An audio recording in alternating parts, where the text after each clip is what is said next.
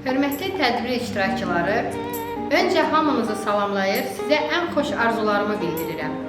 Diqqətinizə çatdırım ki, muzeyimizdə bugünkü tədbir ötən əsrin 70-90-cı illərində Azərbaycan kənd təsərrüfatının inkişafına böyük töhfə vermiş, Lənkəranda tərəvəzçilik üzrə qabaqcıl təcrübənin əsasını qoymuş Aslan Kəlbioğlu İbrahimovun anadan olmasının 100 illiyinə həsr olunub.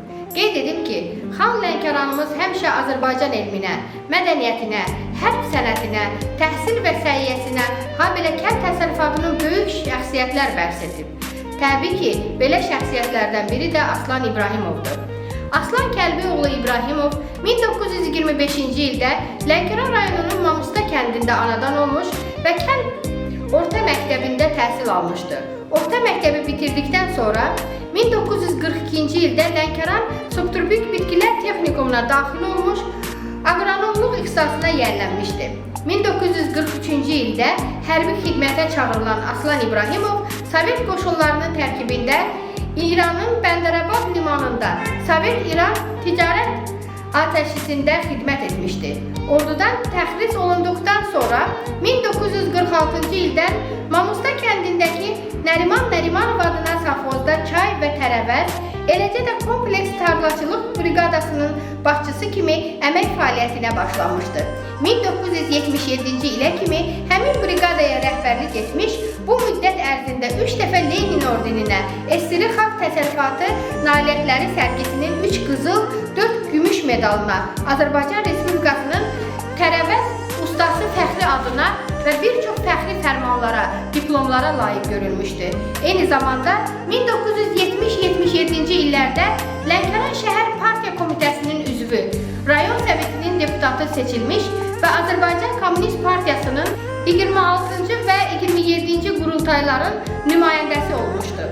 Aslan İbrahimovun layiq görüldüyü bu dövlət təkliflərinin arxasında gərgin zəhmət, torpağa hədsiz bağlılıq, el-oba təşrifkeşliyi, əsl vətəndaşlıq mövqeyi, sonsuz vətən sevgisi, əmək qəhrəmanlığı dururdu.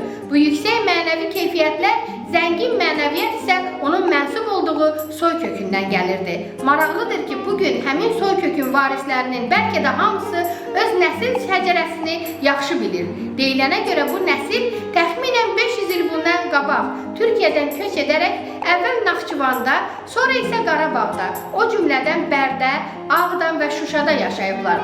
Lakin köç həyatı bununla bitmir. Sonradan əsrarəngiz Cənub təbiəti İbrahimovlar nəslinə bucaq açır. Talış xanlığı məskunlaşmaq üçün onlara Lənkəranda yer verir və nəhayət Mamusta kəndində yaşamağa başlayırlar.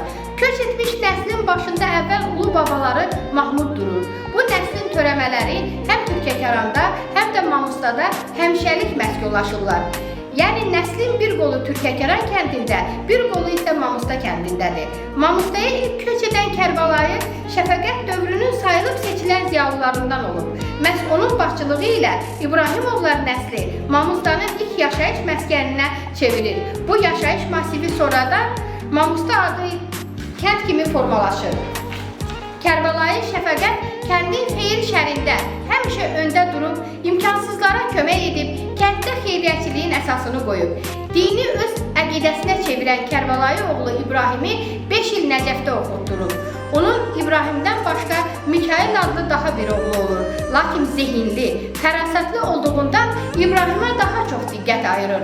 Onu həcc ziyarətinə göndərir. Hacı İbrahim Nəcəf şəhərində mükəmməl dini təhsil aldıqdan sonra Axund kimi Mamusta kəndinə qayıdır. Təxminən 150 ilə yaxın yaşı olan hazırki kənd məscidini tikdirir.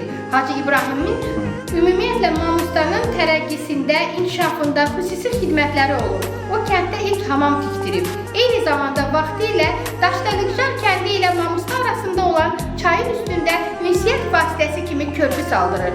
1989-cu ildə arxeoloji qazıntı zamanı bu körpünün sütunları aşkara çıxıb. Hacı İbrahimdən sonra nəslin aparıcılıq yükü Məşədi Kəlbinin çiyninə düşür.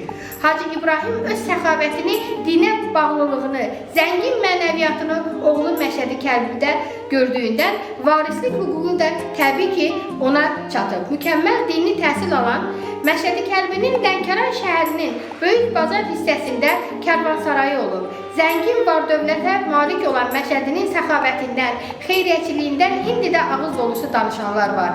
Məşədi Kəlbinin nüfuz və hörməti bütün Lənkərana yayıldığından vəziyyət elə gətirir ki, xanlığın inzibati ərazisi rəhbəri Məşədi Ələsgər bəyin qızı Şərəbanı xanımla ailə həyatı qurur. Hətta Mirəhmət xanın arvadı Tuğra xanım bu izdivaca xeyir-dua verərək deyib, o qızı Məşədi Kəlbiyə biz vermişik. Deyilənə görə Tuğra xanım Şərəbanıdan hal-əhval tutmaq üçün tez-tez Mamustaya gəlib gedərmiş. Sovet hökuməti qurulandan sonra başlanan repressiya bu ailədən də yan keçmədi. Məşədi Kəlbi 1929-cu ildə Kulaq adı ilə həbs ediləndə oğlu Aslan İbrahimovun cəmi 4 yaşı vardı. Evin bütün yükünü Şərəbanı xanım Məşədi Kəlbidən sonra öz çiyinlərində daşıdı. Lakin buna baxmayaraq ailə təlaş, qorxu içində yaşayırdı. 1941-ci ildə Aslan İbrahimovu müharibəyə göndərmək üçün hərbi komissarlığa çağırıblar.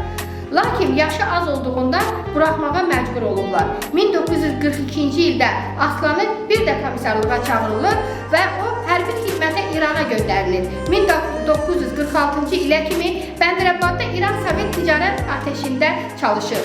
Aslan İbrahimov artıq nəinki ailədə, kənddə də öz sözünün sahibi idi. Babası Hacı İbrahimi görməsə də, atası Məşədi Kəlbini hələ 4 yaşında itirsə də, el-ubada onların əməksevərliyi, torpağa bağlılığı, halallığı, xeyirxahlığı barədə çox eşitmişdi. Elə buna görə də baba və atasının şərəfli yolunun nəinki davamçısı olmalı, hətta mənsub olduğu nəslin şərəf estafetini daha irəli aparmalı idi. Kənddə yaşının azlığına baxmayaraq ağsaqqallıq məqamına ucalan Aslan İbrahimov öz gələcək əmək qələbələrinin bünövrəsini çayçılıqla qoydu. Çayçılıq briqadasına başçılığı müharibəyə gedən briqadir təcrübəli kənd təsərrüfatı işçisi Xudaverdi Qurbanov ona həvalə etmişdi. Sonralar geridə qalan tərəvəzçilik briqadasına başçı təyin edildi. 32 hektar sahədə müxtəlif tərəvəz bitkiləri yetişdirən briqada qısa müddət ərzində təkcə Nəriman Nərimanov adına safxozda deyil, Lənkəranda qabaqcıl təcrübənin ünvanına çevrildi. Ötən əsrin 70-80-cı illərində Lənkəran keçmiş SSR məkanında Ümumİttifaq tərəvəz bostanı kimi tanınır, ölkə üçün ən çox faraş tərəvəz istisal edirdi.